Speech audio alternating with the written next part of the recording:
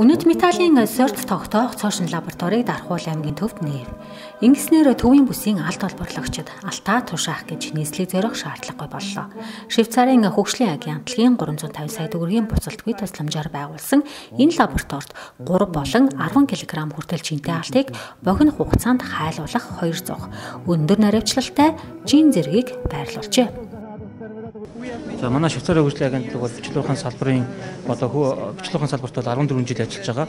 За тэгээ бидний энэ үйл ажиллагааны хүрээнд харахад бол бас одоо яг нэг цэгийн үйлчлэгээ байгуулснараа бичил урхаачд маань одоо алтаа орон нутагт албан ёсны сүлжээгээр борлуулах тэгээд дээрэс нь одоо бас боломжийн сайн үнээр алтаа борлуулах юм боломжтой гэж харсан байгаа.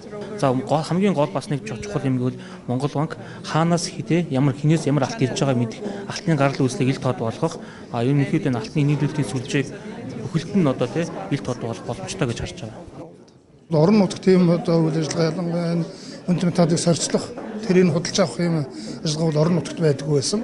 Энэс хамаарат бол судалгаан авалтад бол тэр Монгол банкнд очихгүй байх юм тохиолдол байгаад байгаа. Энд чинь бас нөгөө бас бус ажиллагаанууд байна шүү дээ. Хол бан зайтай байна. Ингээд хулсаа алддаг юмуд байдаг. Тэгвэл өнөөдөр бол бид нар энэ ажил өнөөдөр халж байгаа л да. Дархан аймгийн Сэлэнгийн оройнд бол нийтдээ 20 алтны аж ахуйн нэгж байна. 20 компани байна. 800 орчим одоо бичил урхачтай үйл ажиллагаа явуулаад жилдээ нэг одоо тооцоогоор бол 2.9 тонн алтыг яг манай энэ оройноос авдаг байна.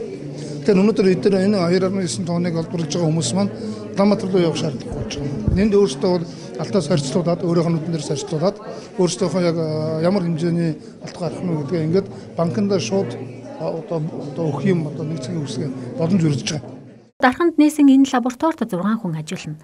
Мөн маргааш Баян-Хонгор аймагт үнэт металлын сорьц тогтоох дараагийн лабораторийг нээн дахин 6 хүнийг ажлын байраар хангах юм. Ингэснээр баруун бүсийн алт олборлогчид алтаа богино хугацаанд сорьцлуулах тухай аймагдах Монгол банкны хилтэс эсвэл арилжааны банкудад Монгол банкны тухайн өдрийн ханшаар худалдах боломжтой. Манайх бол одоо 2000 оноос эхлээд Монгол банкнд алт тушааж явж байгаа. Одоо 20 гаруй жил тушааж байна. Тэгээд жилд дунджаар нэг 400 ил алт тушаагддаг бидний хувьд. Тэгээд одоо энд ингээд орон нутагт тушаагдсан болохоор одоо цаг зав хэмжээ, цаг хугацаа маш их хэмжээ. Тэгээд нэг цагийн үйлчлэгээ болсон болохоор одоо банкны гүйлгээ маш хурдан хийгдэх бах. Тэгээд ер нь бол ажил маш их хөнгөлөлтөж байна. Тэр утгаараа бас одоо алтны тушаалтын хэмжээ бол ихсэх байх гэж ойлгож байна. Одоо өнөөдөр энэ стандарт хэмжил 100 хэлц дотор үнэт металлын сорьцын шинэ лаборатори нэг цагийн үйлчлэгээ нэгдэж байгаа тийм. Энэ яг энэ цэг дээр энэ хэлцийн байранд манай Дархан салбарын харьяа шинэ тооцоон төв нэгдэж байгаа. За энэ тооцоон төв маань ямар одоо үйл ажиллагаа эрхлэх вэ гэхээр энэ алт хөтөлбөрийн хүрээнд энэ алт тушаадаг алт олборлогч аж ахуйн нэгж иргэдийн хувьд алтаа тушаагаад энд нөгөө шинэ лабораторид одоо цэвэршүүлээд сорьцоо тогтоолгоод ерөөс яг нь хажууд байгаа манай тооцооны төвд алтаа тушаагаад бэлэн мөнгө аваад санхүүжилтээ авах ийм болцоод манай банкнд алтаа тушаагаад ингээд явчих юм бүрэн болцоод болж байгаа.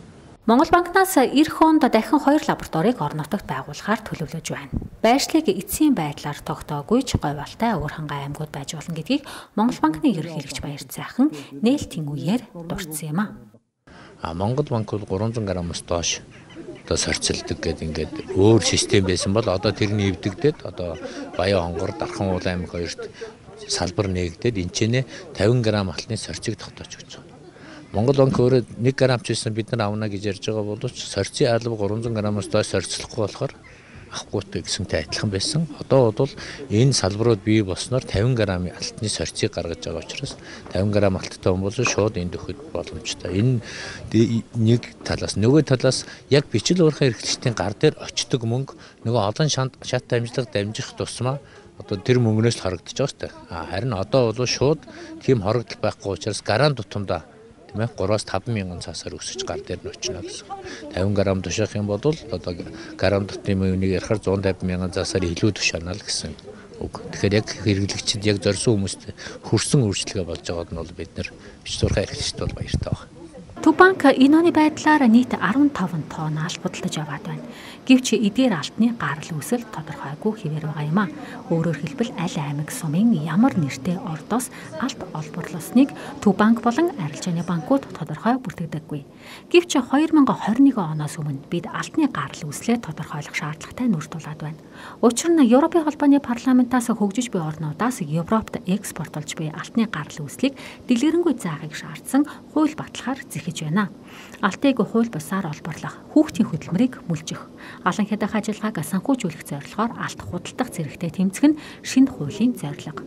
Өөрөөр хэлбэл Европын холбоо зөвхөн шударгаар олборлсон алтыг худалдан авахар зорж байна. Тэгвэл манай улс Швейцарт алтаа цэвэршүүлэн Лондоны үнэт металлын биржид худалддаг. Иймд дээрх хуульд нийцүүлэн алтны гарал үүслээ тодорхойлох шаардлага үүслээ. 2021 оноос эхлээд дэлхийн зах зээл дээр тийм ээ. Одоо гарал үүссэн тодорхойгүй алтны худалдаа байхгүй болж байгаа байхгүй. Энэ жахгүй. Тэгэхээр бид нар Монголдоо ч гэсэн энэ гарал үүслээ тодорхой болгож хууль ёсны болгожил явахгүй бол бидний алтыг хинч авахгүй байхаа үедүүд валют өснө гэсэн ойлголт. Валют одоо юу нэмэгдэнэ гэсэн ойлголт байхгүй шүү дээ. Хинч авах болчихно гэсэн үг. Тэгэхээр бид яг энэ алхам руу одоо орж эхлэх хэрэгтэй. Бичлүүр хаанч бай тий. Уул уур хаанч бай алтных нь гарал үүсэл тодорхой байх хэрэгтэй. Тэрийг бас яаж тэр систем рүү орох одоо бид нар угаасаа тодорхой биш 21 оноос хойш авахгүй шүү гэж зарлаад байхад бид нар 21 он гэхэд энэ системээ бичлэг уурхаад ирж, уул уурхаад ич одоо гарал үүслийн тодорхой болох алхмуудаа эхнээс нь одоо баг угаар явуулж тах хэрэгтэй. Алт одоо улсын валютын нөөцийг нэмэгдүүлдэг одоо тэр хүчин зүйл байлаа ч гэсэн дэлхийн зах зээл дээр хууль бус алт гарахгүй гэсэн үг байхгүй. Тэгэхээр одоо тэр зүгээр нэг 2.5% татварыг авчаал нэг авангуудаа шууд буцаагаад ингээл одоо доллараар арилжаал байдаг үе одоо өнгөрлөө гэсэн үг байхгүй. Жишээ нь бичил уурхаа гэхэд халавчих хэрэгтэй байгаа. Тийм ээ. Одоо тэр ухаж байгаа газар нь тодорхой буцаагаад нөгөөдхөө нүхэн сэргээдэг гарсан албарлсан алтаа одоо системийн дагуу банкнда тушаадаг. Одоо уул уурхайгийн ч гэсэн тийм шүү дээ. Одоо эндээс нэг 20 ил алтаал ингээл ухаж идэг 40 гарчаад байхад чинь 20 илийн хууль бусаар гадуур татвараас цухтаага зараал явж байгаа. Тэгэхэд энийг одоо хяндаг тийм системүүд нь бий болох одоо дарамтгүйгээр систем бий болох хэрэгтэй байхгүй. Монгол банкнд иргэд алт тушаах нь 2014 оноос хойш ихээхэн өсөж нийт тушаагчдын 63%-ийг эзэлжээ. Алт олборлагч аж ахуй нэгжүүдийн жилийн орлого 3 тэрбум төгрөгийг давснаар тухайн компанийн төлөх аж ахуй нэгжийн орлогын албан татвар 10-аас 25% болж өсдөг. Энэ татвараас зайлсхийхийн тулд зарим аж ахуй нэгж иргэдээр алтаа тушаалгадаг болоод байна. Иргэд иргэнийхээ үнэмлэх сорьцын бичигтэйгээ ирж банкудад алтаа тушаадаг. Иймд иргэдийн тушаасан алтны гарал үүслийг тодорхойлох нь илүү төвөгтэй.